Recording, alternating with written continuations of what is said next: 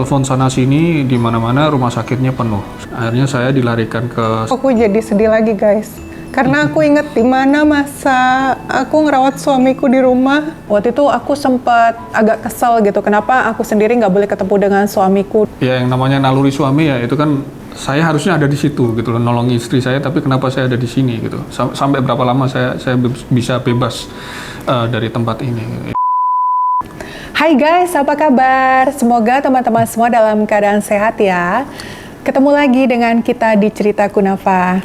Kali ini kita mau cerita tentang pengalaman kita waktu kita positif COVID ya. Waktu itu kita sedih banget guys, waktu pas sakit COVID.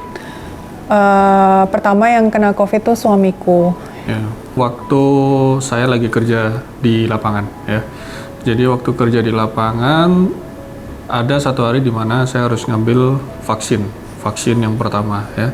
Nah ini perlu diingat ya terutama buat teman-teman yang belum ngambil vaksin. Pada saat kita ambil vaksin itu akan ada masa di mana tubuh kita akan merasa lemah, imun kita akan turun ya, dan tubuh kita itu butuh waktu untuk membentuk antibodi ya. Ini adalah masa yang krusial, itu sekitar 2-3 hari ya, kalau nggak salah ya, sekitar 2-3 hari tubuh kita akan merasa sangat lemah. Dan yang terjadi pada saya saat itu adalah dalam 2-3 hari itu justru saya lagi sibuk-sibuknya. Sibuk kerja? Ya, saya lagi sibuk-sibuknya dan saya harus ketemu banyak sekali klien dalam 2 hari berturut-turut, bahkan nggak istirahat. Dan kebetulan ada satu orang yang positif COVID. Mungkin baru inkubasinya baru 1 hari atau gimana gitu. Dia sendiri juga nggak sadar kalau dia kena COVID. Ya, jadi buat teman-teman yang belum ambil vaksin ya, kalau bisa begitu ambil vaksin istirahat paling nggak seminggu ya. Kalau bisa seminggu itu jauh lebih baik. Tapi kalau misalkan nggak memungkinkan, 3 hari istirahat itu udah cukup lah di rumah, jangan kemana-mana. Oke, tadi kembali lagi ke cerita. Setelah saya dalam 2 hari itu harus ketemu banyak sekali klien, akhirnya di hari ketiga itu badan rasanya udah nggak enak, udah menggigil, udah batuk-batuk, sampai badan tuh terasa panas ya. Akhirnya saya dilarikan ke satu klinik yang terdekat waktu itu di lapangan, dan itu untuk pertama kalinya saya dinyatakan positif COVID dan diminta untuk dites kembali ke rumah sakit yang sudah ditunjuk oleh pemerintah. Dan lagi-lagi saya memang dikonfirmasi positif COVID. Waktu pas ngerawat suamiku tuh guys, aku tuh bener-bener khawatir banget. Jadi pertama kali kita tuh sempat berpikiran itu cuma flu biasa, karena badan suamiku tuh demam sampai sekitar 3 harian, terus sempat diare juga beberapa hari. Kemudian yang paling mengkhawatirkan adalah suamiku tuh ada semacam bercak-bercak merah di tubuhnya. Aku pikir itu alergi biasa, karena suamiku pernah alergi juga ya dulu, karena obat biasanya atau karena apa gitu. Tapi ternyata begitu kita ke rumah sakit, dan akhirnya rumah sakit menyatakan positif. Sempat waktu itu dicek 2 kali ya. Dicek 2 kali. Untuk memastikan apakah itu benar-benar COVID atau enggak. Yang pertama kalau nggak salah tesnya swab atau? Swab, semuanya swab. Iya, dua kali swab gitu.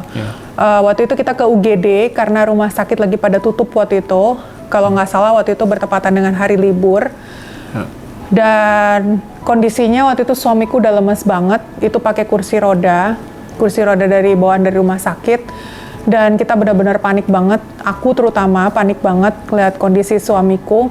Dan akhirnya pada saat dinyatakan positif, suamiku nggak bisa pulang guys, karena harus langsung di karantina. Jadi waktu itu dokter dia bikin keputusan bahwa selesai diagnosa dan dinyatakan positif COVID, saya harus segera dilarikan ke ada satu fasilitas milik pemerintah di sini ya, di Abu Dhabi. Itu yang merawat khusus orang-orang dengan gejala, dengan orang penderita COVID dengan gejala ya. Dan waktu itu saya gejalanya cukup parah, sampai muntah-muntah gitu. Nah itu sempat mengalami agak kesusahan. Jadi aku sempat lihat tuh dokternya pusing. Dia telepon sana sini, di mana-mana rumah sakitnya penuh. Sekarang kondisinya mirip di Indonesia. Jadi semuanya mudah melebihi kuota, sampai akhirnya ada satu tempat yang masih punya space ya. Saya dilarikan ke sana, dan sayangnya di sana juga sebenarnya dibilang masih ada space juga enggak. Udah cukup penuh gitu ya. Dan rumah sakit ini tuh sebenarnya bukan rumah sakit guys. Jadi rumah sakit ini kayak tempat penampungan sementara untuk para penderita COVID, hanya penderita COVID yang ada di situ. Dan rumah sakit ini dibangunnya cuma dalam waktu 9 hari sama pemerintah. Ada beberapa kamar. Dan ini bukan kayak tenda asal-asalan gitu ya, tapi ini benar-benar kayak rumah sakit, cuma rumah sakit darurat hanya untuk penderita COVID. Ya, sudah dilengkapi dengan fasilitas kayak air conditioner, kamar mandi seperti itu. Bahkan televisi juga ada. Jadi setelah saya dilarikan ke fasilitas pemerintah tadi, waktu itu sebenarnya juga overpopulated. Terlalu banyak penghuni. Ada sekitar 90 orang waktu itu. Satu kamar tuh bisa... Oh, satu kamar aku dapat sekitar 8 pasien, 8 atau 10 pasien gitu. Dan itu bisa dibayangin 8-10 orang di situ ya, dan gejalanya tuh lebih parah dari saya. Jadi sebenarnya yang waktu itu yang paling mengerikan dari pengalaman saya waktu kena COVID adalah mental. Mental tuh berasa kayak dijatuhin banget gitu. Berasa kayak aduh ini apa sudah waktunya atau gimana. Kita tuh mikirnya tuh sampai sejauh itu waktu itu. Cuman ya alhamdulillah yang namanya support keluarga, support teman-teman itu luar biasa banget. Jadi itu yang membakar semangat saya untuk bisa pengen bangkit lagi supaya sembuh. Jadi setelah dari fasilitas itu, saya bilang sama dokternya, saya ini punya diare, sedangkan di sini ini kondisi kamar mandinya juga terbatas. Apakah mungkin saya dipindahkan ke tempat yang lain? Untungnya dokternya waktu itu mengerti sedangkan kondisi saya, dan alhamdulillah ada space di fasilitas yang jauh lebih bagus. Hari itu juga saya dilarikan ke tempat yang lebih bagus dan saya dapat satu kamar sendiri. Gitu. Waktu itu perjuangannya berat banget guys untuk dapetin rumah sakit. Kita tuh sempat telepon ke sana kemari gitu ya. Kita juga sempat nggak boleh ke rumah sakit ini, nggak boleh ke rumah sakit itu, karena di Abu Dhabi ini untuk penderita COVID tuh benar-benar tidak boleh ke rumah sakit yang biasa. Rumah sakit yang biasa kita datangi. COVID itu, para pasien COVID maksudnya harus benar-benar diisolasi. Bahkan anggota keluarga sendiri juga nggak bisa masuk ke rumah sakit itu. Rumah sakitnya khusus, semuanya pakai APD, semuanya ya pakai APD. Semuanya. Termasuk yang ngantar makanan. Kalau dipikir kasihan juga tenaga medis itu ya. Dia datang pagi-pagi subuh-subuh itu, dokternya, susternya itu sudah pakai APD. Saya nggak kebayang dia kalau tiba-tiba pengen pipis gitu ya, maaf ya, pengen pipis, terus dia harus ngelepas itu terus pasang lagi, pasti repotnya bukan main gitu. Untuk APD. Makan juga mereka pasti susah ya, setengah ampun. Jadi ya hormat saya buat semua tenaga medis ya di seluruh dunia. Dimanapun saya bisa merasakan perjuangannya itu luar biasa. Jadi waktu itu di fasilitas kesehatan tadi saya dirawat, itu dinyatakan sembuh dari COVID itu sebenarnya nggak lama, waktunya seminggu kurang lebih.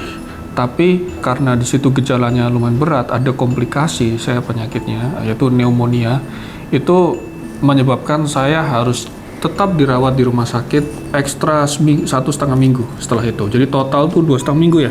Ada ya? Waktu itu sesak nafas nggak? Ya, saya sesak nafas. Bahkan jalan 5 meter tuh rasanya udah kayak lari maraton saya tuh. Udah ngos-ngosan nggak karuan gitu. Terus kadang-kadang malam itu bangun, saya muntah-muntah. Ya. Terus sempat pusing ya, pusing hebat waktu pas bangun pagi. Makan apapun tuh saya nggak ada rasanya, nggak bisa ngerasain apa-apa. Lidah manis, mau kecut apa itu nggak ada bedanya gitu. Makan tuh paling sehari tuh cuman bisa berapa? 4 sendok. 4 sendok itu pun juga saya maksanya nggak karuan gitu. Cuman yang jelas selama saya dirawat, selain dengan pengobatan dari dokter itu, saya juga rajin minum vitamin C, minum vitamin D. Minum tuh pokoknya harus banyak ya, minum banyak. Terus sama minum madu waktu itu. Udah dirutinin tiap hari itu terus gitu. Kuncinya itu benar-benar harus di mental ya. Kita tuh harus berusaha untuk senang, berusaha untuk happy walaupun kita lagi sakit. Waktu itu jujur guys, waktu suamiku sakit tuh aku juga khawatir banget. Aku benar-benar nggak bisa tidur, kepikiran gitu. Gimana nih suamiku di rumah sakit, gimana dapat pelayanannya seperti apa. Tapi ternyata kita cukup puas sama pemerintah Abu Dhabi. Alhamdulillah cepat tanggap, dan itu benar-benar waktu itu aku sempat agak kesel gitu. Kenapa aku sendiri nggak boleh ketemu dengan suamiku di rumah sakit? Kamu sempat datang ya? Iya, aku sempat datang ke tempat karantina. Nggak boleh masuk. Dan petugas security-nya dia bilang, "Ibu maaf, kita tidak bisa mengizinkan ibu untuk masuk masuk sini karena ini ruang isolasi. Dan waktu itu aku bilang, saya kan keluarganya Pak, tapi mungkin ini aku baru mikir di kemudian hari ternyata ini memang baik gitu. Ya, jadi seperti yang saya bilang tadi, sebenarnya yang paling bahaya dari COVID ini yang saya rasakan sebenarnya mental tuh kita benar-benar dijatuhin sejatuh-jatuhnya gitu. Jadi kita tuh berkali-kali dibuat mikir apakah ini sudah waktunya. Itu yang saya terus rasakan. Dan yang paling bikin aku sakit waktu itu adalah sebenarnya pada saat kamu sakit. Jadi pada saat kamu sakit, ya yang namanya naluri suami ya itu kan saya harusnya ada di situ gitu loh, nolong istri saya, tapi kenapa saya ada di sini gitu. Sampai berapa lama saya bisa bebas dari tempat ini gitu. Aku tuh kalau ceritain masalah COVID suamiku, aku jadi sedih lagi guys. Karena aku inget di mana masa aku ngerawat suamiku di rumah. Itu benar-benar yang ya. Jadi gini. Aku takut guys, aku takut suamiku kenapa-napa waktu itu. Tapi alhamdulillah suamiku nggak apa-apa. Sampai saking khawatirnya aku tuh kena COVID juga dan aku nggak sadar. Pada waktu itu kondisinya suamiku udah diisolasi, dan pada saat suamiku pulang, aku sama suamiku memutuskan untuk aku ambil tes antibody. Jadi tes antibody itu adalah tes untuk mengetahui apakah kita sudah pernah kena COVID atau belum. Jadi diambil darah gitu guys. Nah, pada saat membaca hasilnya, aku tuh shock di situ karena di situ dibilang aku sudah pernah positif COVID dan sudah sembuh. Jadi aku benar-benar nggak tahu kalau aku kena COVID. Yang aku rasain nggak separah suamiku, aku cuma ngerasain sakit mah yang lumayan parah. Terus aku juga berasa lemes banget, sempat diare juga, sempat demam selama 2-3 harian, itu menggigil banget. Tapi aku masih punya indera penciuman tuh masih baik gitu. Dan aku nggak sempat dirawat karena memang aku nggak tahu kalau aku kena COVID. Aku baru tahu setelah aku sembuh. Ya. Gitu. Jadi yang pengen kita sampaikan buat teman-teman yang ada di Indonesia saat ini, tolong jangan terlalu berprasangka buruk ya sama kondisi yang ada saat ini. Mungkin kalian stres ya melihat kondisi rumah sakit yang penuh, terus bahkan ada yang cerita tentang konspirasi teori dan sebagainya. Tolong jangan terlalu ambil pusing masalah itu semua. Yang paling penting dari semuanya adalah kita berusaha untuk kita tetap sehat ya. Kita tetap sehat, ikutin protokol kesehatan, gunakan masker setiap saat kalau kita keluar. Dan vaksin guys. Ya, vaksin. Itu ambil vaksin. Dan sebisa mungkin berdasarkan cerita saya tadi, kalau bisa begitu dapat vaksin, gunakan waktu untuk istirahat secukupnya. Gitu. Jaga makanan, karena kita berdua ini pada awalnya kita tuh juga sedikit percaya ya sama cerita konspirasi di balik itu gitu. Kalau diturutin semua itu pasti ada konspirasi teorinya ya. Itu nggak akan ada habisnya cerita itu. Gitu. Kita tuh sempat jumawa dan kita tuh sempat bilang, oh enggak kok, kita jaga kondisi badan kita akan baik-baik aja gitu. Tapi ternyata kena juga. Masalahnya ini bisa menyerang siapa aja gitu. Bahkan atlet pun bahkan bisa meninggal ya. Atlet itu yang rajin nge-gym dan sebagainya itu bisa meninggal kalau tidak hati-hati dengan masalah ini gitu. Makanya kita tetap ikutin protokol kesehatan dan tetap jaga jarak dimanapun kita berada. Ya, satu yang saya pengen sharing adalah pada saat saya kena COVID, saya terima kasih sebesar-besarnya buat teman-teman saya ya. Waktu itu dari teman sekolah, teman kuliah, teman kerja, semuanya sampai keluarga, semuanya nggak berhenti-berhentinya ngasih support ke saya, kirim message, telepon, mendoakan supaya cepat sembuh. Itu somehow rasanya tuh dampaknya ratusan kali lebih kuat dibandingkan obat yang saya konsumsi. Bahkan dulu tuh saking pengen cepat sembuhnya, saya tuh sampai push up dan dokter waktu itu sempat negur saya, kamu ngapain kayak gini ya, salah kamu bisa lebih parah itu mungkin. Ya, itu jadi intinya kalau kita punya anggota keluarga yang sedang sakit ya, bantu support guys. Bantu support, itu rasanya luar biasa. Ini bermanfaat banget, apalagi buat kalau kita punya temen gitu ya yang lagi terbaring sakit, itu kita nggak usah datang, kita nggak usah jenguk karena kan memang COVID nggak bisa dijenguk. Tapi setidaknya kirim message lah, bantu support dia, semangatin dia untuk sembuh. Karena penyakit COVID ini seperti yang tadi dibilang suamiku tuh menyerang mental. Jadi alangkah baiknya kalau kita support orang tersebut, jangan makin bikin dia khawatir, jangan kasih berita-berita yang buruk, jangan suruh dia googling ini itu gitu. Tapi kita nggak pengen bikin teman-teman takut ya di sini, karena sekarang setelah kita berdua kena COVID tuh kita ngambil positifnya bahwa apa yang kemarin kita lakukan, kita memang tetap pakai masker, tapi kita tuh terlalu jumawa gitu. Kita mikirnya kita nggak inilah, kita sehat, kita begini, kita begitu, jangan terlalu jumawa juga. Nah, kita tetap menjaga protokol kesehatan, tetap waspada, walaupun jangan terlalu khawatir, jangan terlalu banyak googling juga guys. Jadi kemarin-kemarin jangan googling yang serem-serem ya. Iya. Ya, supaya pikiran kita juga nggak mikir kemana-mana gitu. Karena percayalah, setiap penyakit pasti ada obatnya.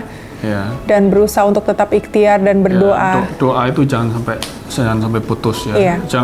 Yang sakit ikut berdoa supaya sembuh, keluarganya juga ikut mendoakan supaya dia cepat sembuh gitu loh. Dan terus itu ikhtiar itu harus maksimal. Tetap semangat. Ya. Suamiku ini pas keluar dari karantina kemarin tuh sempat ke dokter lagi ya? Ya, jadi seperti cerita saya tadi, saya tuh COVID komplikasi pneumonia. Pneumonia itu jadi kayak radang paru ya. Jadi sebenarnya penyakit yang pernah saya alami waktu masih kecil dulu. Jadi entah kenapa tiba-tiba muncul lagi gitu. Jadi setelah COVID, saya sudah dinyatakan negatif dari COVID-19, pneumonianya masih ada dan itu butuh waktu. Dulu waktu saya kecil, itu butuh waktu 5 tahun, bayangin 5 tahun hanya untuk nyembuhin pneumonia ini. Sekarang alhamdulillah nggak butuh waktu selama itu ya. Cuman kita waktu itu sempat treatment ke dokter paru-paru cukup lama, dikasih antibiotik. 1 bulanan. 1 bulan ya. Itu kan ceritanya batuknya nggak sembuh-sembuh sampai akhirnya dalam waktu 1 bulan batuknya udah hilang. Dan waktu itu sempat suamiku juga dicek pernafasan gitu dan dikasih obat, dan waktu kita dinyatakan sudah negatif, kita sempat bingung, kok ini batuk keringnya tuh masih lama banget. Ternyata kata dokternya, ini akan sembuh sendiri kok, nanti lama-lama juga bakal sembuh sendiri, dan total sembuhnya tuh sekitar 1,5 bulan ya, sampai hilang. Ya. Gitu. Dan alhamdulillah setelah COVID-nya sembuh, kita nggak mengalami long COVID seperti beberapa teman-teman yang mengalami. Waktu itu yang aku rasain cuma nafsu makan belum terlalu balik banget, sama rambut rontok waktu itu. Tapi itu cuma sekitar 1 bulanan, habis itu udah normal lagi. Kayak ngapain dirasain waktu pas habis? Batuk ya. Cuman satu hal, setelah pulang itu nafsu makan naik. Jadi waktu lagi sakit waktu COVID itu turun berapa? Turunnya 7 kilo, bayangin ya, dalam waktu 2 minggu dirawat di aku 6 kilo ya, aku 7 kilo hilang. Tapi cukup butuh waktu 3 hari di rumah, dimasakin istri tercinta, itu berat naik lagi. Dalam waktu 3 hari 7 kilo tuh bisa naik lagi pulih. Soalnya di rumah sakit katanya suamiku nggak mau makan guys. Kenapa nggak mau makan? Takut sama itu, sama dokter ya, takut disuntik. Ya mungkin karena hilang selera aja waktu itu ya. Kita kan ada yang namanya rumah sakit itu kan ya ada bau obat-obatan apa, mungkin kita jadi nggak terlalu nafsu. Tapi begitu sampai rumah kita ya there's no place like home lah istilahnya. Kita ngelihat makanan itu apapun makanannya berasa nikmat. Tuh jadi banyak sekali makannya, terus dalam waktu 3 hari naik 7 kilo. Gitu. Suamiku juga sempat olahraga lagi, dirutinin lagi setelah COVID. Waktu itu olahraganya apa? Olahraganya ya ada jogging di treadmill, terus mulai nge-gym, tapi ya belum yang berat lah istilahnya. Untuk ngebalikin short breath-nya itu, untuk ngebalikin jadi normal lagi. Iya benar. Dan dampak yang paling signifikan kena COVID adalah otot-otot suamiku hilang guys. Jadi kendor, sekarang jadi lemak. Lihat nih. Tuh, tadinya jadi lemak. Tadinya jadi. Tapi alhamdulillah kita berdua bisa melewati masa-masa itu. Karena itu adalah masa-masa yang sulit banget buat kita. Terutama buat kita, karena kita di sini kan hitungannya pendatang ya, jauh dari keluarga. Jadi kita tuh selalu dibayang-bayangin, waktu itu selalu dibayang-bayangin apa yang akan aku lakukan kalau terjadi apa-apa. Itu udah racun itu pikiran seperti itu. Padahal sebenarnya nggak boleh berpikiran seperti itu guys. Karena semangat itu yang bisa menyembuhkan kita juga. Ya, jadi buat teman-teman yang di Indonesia tetap semangat ya. Kalian semua harus sehat. Oke? Pasti sehat. Ya, kalian semua harus sehat dan kalian semua pasti bisa memerangi ini semua. Jangan takut vaksin guys, walaupun ada yang bilang kalau vaksin bisa jadi kena COVID, percayalah vaksin itu nggak bikin kena COVID, tapi kalau memang karena vaksin itu kena COVID, itu bukan karena vaksinnya, tapi bisa jadi kita tuh kontak dengan penderita COVID sebelumnya dan kita nggak sadar gitu. Jadi kita menyalahkan vaksinnya, padahal sebenarnya vaksinnya sendiri tidak menyebabkan COVID. Tapi ya pesan kita itu aja, kalau habis vaksin, istirahat di rumah kalau bisa selama 2-3 harian. Efek dari vaksin sendiri berbeda-beda setiap orangnya, ada yang demam, ada yang enggak, gitu. Ya, ini mungkin satu hal yang kita harus ingatkan, bahwa respon orang terhadap COVID ini beda-beda gitu. Saya bersyukur bahwa bisa survive dari sini, tapi mungkin ada teman-teman lain yang responnya beda gitu ya, mungkin stamina gimana. Makanya lebih baik jangan sampai terpapar. Ya, kita selalu ikutin protokol kesehatan. Oke guys, gitu aja pembahasan kita kali ini tentang pengalaman kita kena COVID. Dan semoga teman-teman yang belum kena jangan sampai kena, tetap jaga protokol kesehatan, tetap jaga jarak. Ya, dan yang sudah kena juga ingat COVID bisa menyerang lagi ya. Tetap waspada. Tapi jangan terlalu stres juga. Ya. Nanti jadi malah sakit. Oke, sampai ketemu lagi di pembahasan-pembahasan berikutnya di Cerita Kunafa. Jangan lupa like, komen, share, dan subscribe. Sampai jumpa di Cerita Kunafa. Bye.